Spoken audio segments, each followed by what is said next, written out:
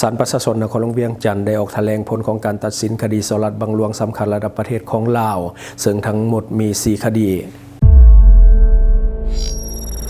Time to share สัมผัสการเดินทางแบบใหม่ไปกับmigula.com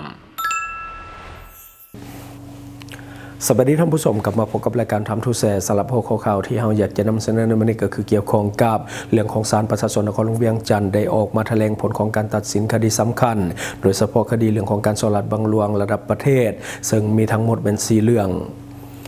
ศาลประชาชนนครหลวงเวียงจันทร์ได้พิจารณาคดีในวันที่1 กรกฎาคม ปี 2026 ผู้แถลงการแม่นางลินดามอนศรีดาพรตำแหน่งรักษาการหัวหน้าของการศาลประชาชนนครหลวงเวียงจันทร์จำนวนคดีทั้งหมดประกอบมีคดีอาญาเกี่ยวกับเรื่องของการสลัดบังหลวงทั้งหมดมี4เรื่องจำนวนจำเลยทั้งหมดในคดีดังกล่าวแม่น17 คนในนั้นมีเพศหญิงจำนวน2 คนซึ่งรวมมีทั้งอดีตพนักงานรัฐขั้นสูงและก็นักธุรกิจร่วมกระทำผิดด้วยคดีที่1ก็คือการสลัดบังหลวงอยู่กระทรวงการต่างประเทศจำเลยลักแม่นางสุขคุณคำแก้วมโนอดีตพนักงานกระทรวงการต่างประเทศข้อ5ที่ได้รับก็คือสลัดบังหลวงและก็ปลอมแปลงเอกสารสำคัญทางการคำตัดสินของศาลแม่นลงโทษจำคุกตลอดชีวิตพร้อมกับปรับไม้เงิน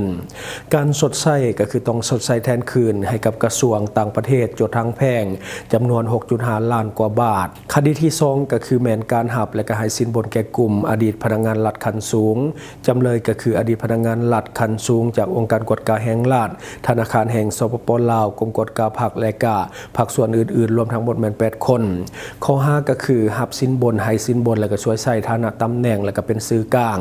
คำตัดสินก็คือจำคุกตลอดชีวิตท้าวศรีธรสุริยะวงศ์อดีตหัวหน้ากรมและก็องค์การกฎการแห่งรัฐและก็ท้าวออดพลเสียงดีอดีตหัวหน้ากรมธนาคารแห่งสปป.ลาวคำตัดสินจำคุกอื่นๆก็คือจำคุก12 ปีจำนวน3 คน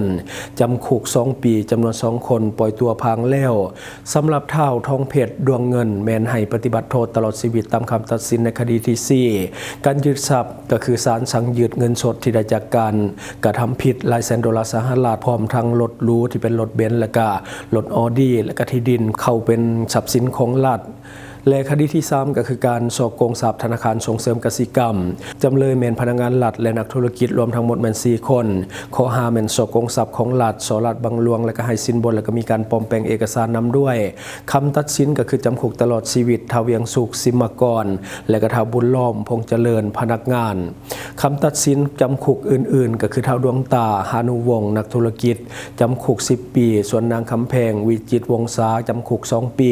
ได้รับการหลุดพ้นโทษย้อนว่ามีความจริงใจที่จะชดใช้ค่าเสียหายบางส่วนแล้วการปรับไม้ก็คือปรับไม้ 1% ของมูลค่าความเสียหายก็คือ 14.3 ตื้อกีบและก็ปรับไม้2 เท่าของมูลค่าสินบนสำหรับผู้ที่ว่าให้สินบนและคดีที่4ก็คือการสลัดบังหลวงโครงการเขื่อนไฟฟ้ารัฐวิสาหกิจไฟฟ้าลาวหรือว่า EDL จำเลยแม่นเท่าอภิสิทธิ์วรรณกุลก็คือนักธุรกิจชาวไทยและก็อดีตผู้บริหารระดับสูงของ EDL อีก4 ท่านรวมมีเท่าทองเพชรเท่าพรวิสัยเท่าสายเสน่ห์และเท่าคำบนข้อ5ก็คือฉ้อโกงทรัพย์ของรัฐช่วยใช้ฐานะตำแหน่งและก็หับสินบนคำตัดสินก็คือจำคุกลงโทษจำคุกตลอดชีวิตทั้ง5 คนการชดใช้นักธุรกิจไทยจำเลย1ต้องได้ใช้แทนค่าเสียหายรวมกว่า 24.8 ล้านดอลลาร์สหรัฐให้กับ EDL การยึดและก็การอายัดทรัพย์สินประกาศขายทรัพย์สินบัญชีเงินฝาก10 บัญชีที่ดิน11 ตนและก็รถยนต์จำนวน1ของนักธุรกิจไทยและภรรยาเพื่อชดใช้ถ้ามูลค่าบ่เพียงพอแม่นให้อายัดทรัพย์สินของอดีตพนักงาน EDL ทั้ง4 คน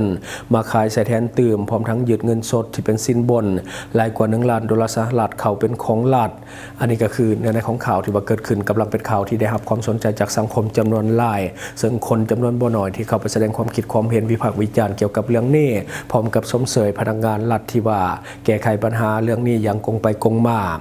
คือเห็นข่าวนี้แล้วก็บ่แปลกใจเลยว่าเป็นอย่างทั้งเป็นอย่างการพัฒนาในบ้านเฮามันถึงฝืดเคืองมันบ่ไปบ่มาก็ย้อนว่าปัญหาเรื่องของการคอร์รัปชันนี่ถือว่าเป็นปัญหาใหญ่เนาะคือบอกว่าประเทศใดในโลกในปัญหาเรื่องคอร์รัปชันถือว่าเป็นภัยคุกคามอันดับ1ในการพัฒนาประเทศชาติมันบ่ไปบ่มาก็ย้อนนี่แหละก็เรื่องของการคอร์รัปชันและก็เรื่องของการสลัดบังหลวงยิ่งการคอร์รัปชันในหมู่นักการเมืองหรือว่ารัฐกรระดับสูงยิ่งเป็นภัยอันตรายคุกคามแบบทวีคูณเนาะอันนี้ก็คือเป็นสิ่งที่หลายคนกำลังเห็นข่าวในปัจจุบันหลายคนก็ชื่นชมแหละเรื่องของการเฮ็ดเวียกก็คือตัดสินเด็ดขาดอยากให้มีการลงโทษผู้กระทำผิดหลายๆเพื่อที่จะเอาเงินที่ถูกยักยอกไปกลับคืนมาเพื่อมาพัฒนาพื้นฐานโครงหลังของประเทศเฮ ฮาเนาะและประเด็นที่เบิ่งอีกหนึ่งข่าวก็คือเจ้าหน้าที่ของหลวงพระบางเขาจับกุมขบวนการลักลอบค้าขายสินส่วนสัตว์ป่าและก็ผลิตภัณฑ์ที่สงสัยว่าเฮ็ดมาจากสินส่วนของสัตว์ป่าห่วงห้ามพร้อมกับยึดของกลางจำนวนหลายในวันที่ 30 มิถุนายน 2026 เครือข่ายบังคับใช้กฎหมายว่าด้วยสัตว์ป่าและก็กฎหมายว่าด้วยป่าไม้หรือว่าลาวเว้นได้นำกำลังลงกฎการสถานที่หนึ่งอยู่บ้านสังคโลกอยู่นครหลวงพระบางแขวงหลวงพระบางหลังพบข้อมูลว่ามีการลักลอบค้าขายสินส่วนและผลิตภัณฑ์ที่สงสัยว่าเห็นมาจากสัตว์ป่าประเภทห่วงห้ามจากการกดค้นเจ้าหน้าที่สามารถกดยึดของกลางได้เป็นจำนวนหลายประกอบมีสินส่วนและก็ผลิตภัณฑ์ขายคือนอแฮดจำนวน486สิ้นน้ำหนักรวมแม่น 11,770 กรัมผงขายคือนอแฮดก็คือ2ธงน้ำหนักแม่น 1,400 กรัมสินส่วนขายคืองาสร้าง714อันน้ำหนักรวมแม่น 14,806 กรัมผงขายคือกับหนังสร้าง213กล่องและ1ธงน้ำหนักรวมมัน17 กรัมเกตลิน3เกตก็คือน้ำหนักแม่น 39,870 กรัมและก็ผงเกตลิน17ธงและมีบีมี77อันน้ำหนักรวมแม่น 11,148 กรัมสินส่วนขายคือกระดูกสัตว์ป่า4ธงและก็3สิ้นน้ำหนักแม่น 1912 กรัมและก็เข่าสัตว์ป่า17อันน้ำหนัก 0.758 กิโลกรัมแคลสัตว์ป่าจำนวน4สิ้นน้ำหนักแม่น 0.152 กิโลกรัมยาสมุนไพรที่สงสัยว่ามีส่วนผสมจากสัตว์ป่าแม่น 1,400 หลอดและก็เครื่องจักรสำหรับแปรรูปสินส่วนสัตว์ป่าอีกจำนวน10เครื่องภายหลังการกวดยึดเจ้าหน้าที่ได้กักตัวผู้ต้องหาเป็นเพศชายสัญชาติจีนเพื่อสอบสวนและก็ดำเนินคดีตามกระบวนการยุติธรรม